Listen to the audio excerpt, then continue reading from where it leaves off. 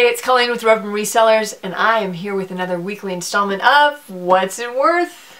So this week I was perusing through the electronics section of my local Goodwill, and I don't know how your Goodwill is set up, but I find this pretty common where they just have sort of shelves with like a catcher at the front, and then they just throw all of the cords and random bits and bobs and flashlights and calculators and stuff, mice, and it's like this little treasure trove for me because I know what to look for. So now I'm going to tell you what to look for, and this week it's such a broad range of what things you might be looking for, so I'm going to kind of drill it down because of one item in particular that I found.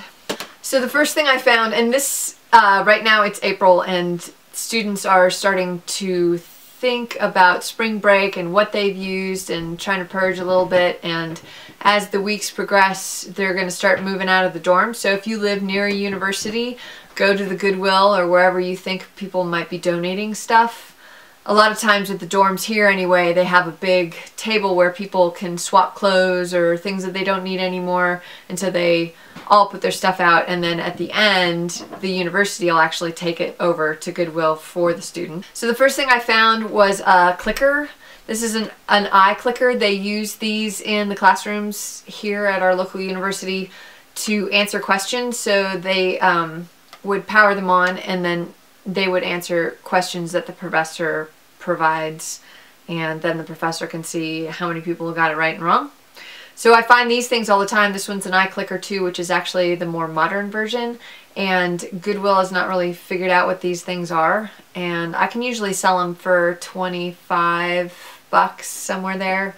15 for the eye clicker, the other one, the original one, for the eye clicker 2. There's also an eye clicker plus, any of the eye clickers, and they are a fast sell. I would hang on to them though. Sometimes you can lot them up and make a little bit of money if they're the older ones, or just hang on to them until like July or August as students are starting to get ready to go to school and they need these things, and they walk into the university store and they see they're like 40 or 50 bucks, I think, brand new.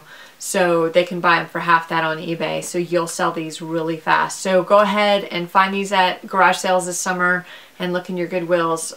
My Goodwill only charged $2 for this, and on Dollar Day, although these don't usually stick around because there are still students that are looking for them and trying to upgrade because this is a more modern one.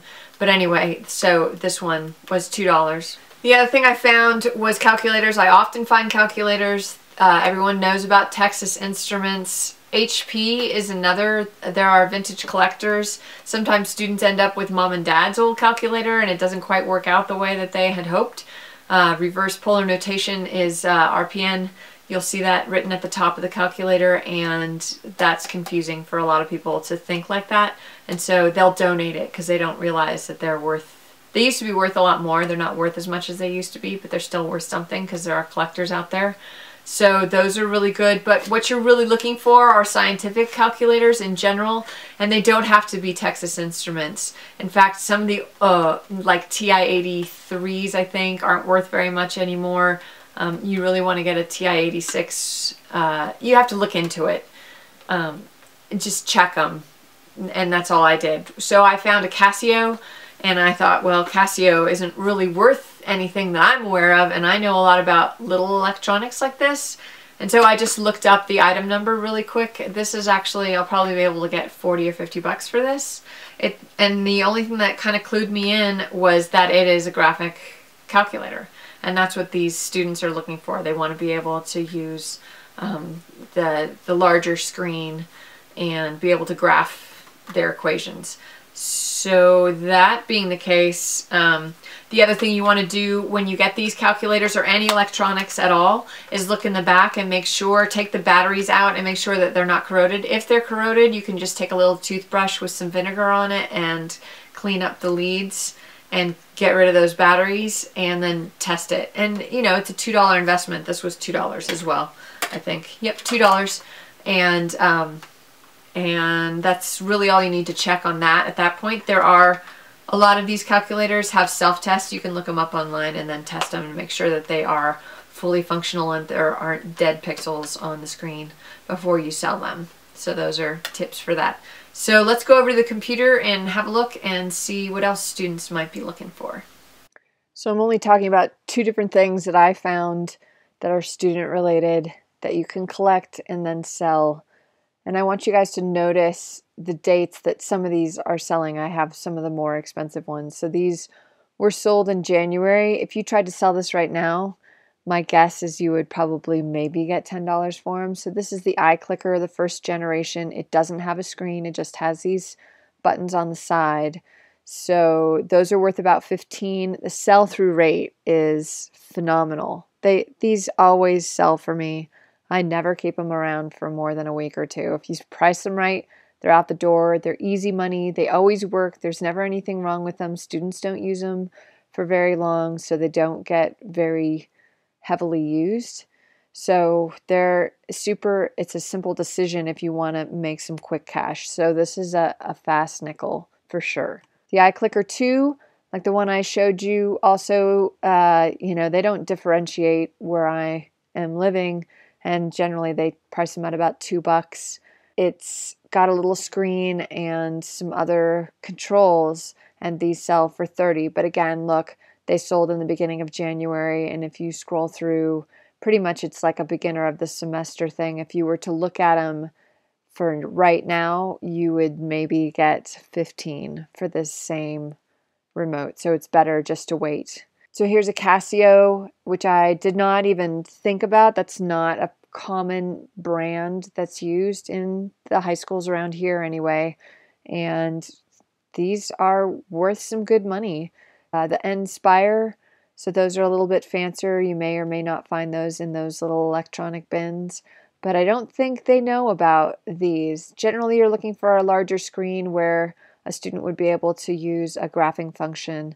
So, and also it usually says scientific or graphing on the calculator.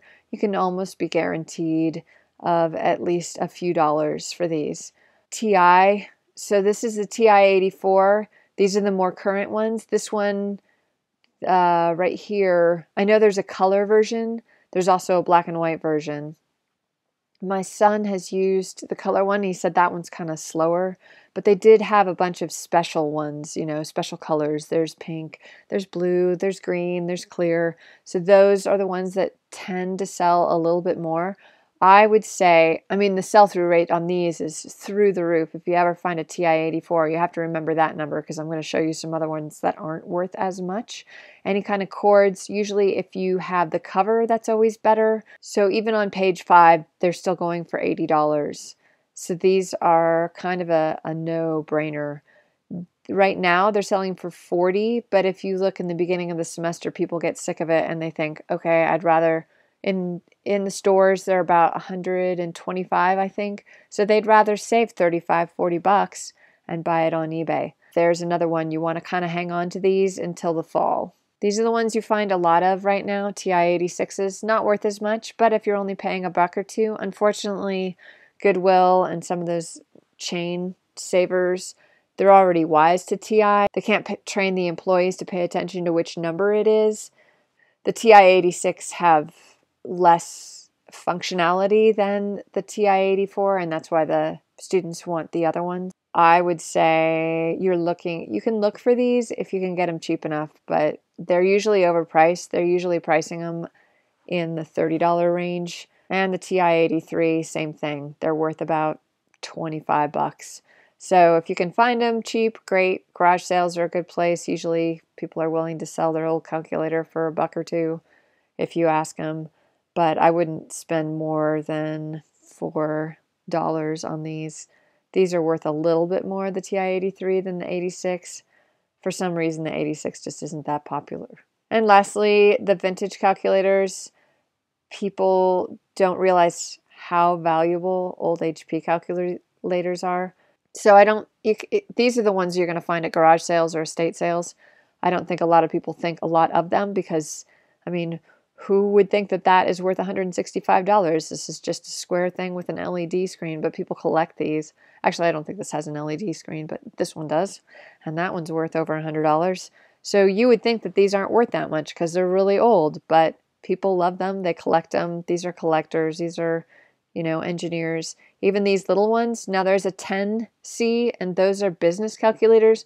The 15C are the simple scientific calculators, and those are worth more. The 10C or 10B, I can't remember exactly which. This is not about calculators. I can do a whole nother thing on calculators, although this is turning into one about calculators. Those are not worth as much just because they produce so many more. So that's what I have for you when you're sifting through the bins. You can look for eye clickers and calculators, and maybe I'll keep this concept idea thread going to show you other things that you might be looking for that aren't necessarily specifically student related. But I just wanted to mention this now because students are going to be moving out and getting rid of stuff, and they'll just donate everything to Goodwill before they fly back home, and they don't want to bring this stuff back with them. So with that, I want you guys to go out and search through those electronics bins and tubs that you see at estate sales. Look on the tables at garage sales and find some good stuff and make some money. Thanks for watching. Hope you have a good week. We'll talk to you on Monday.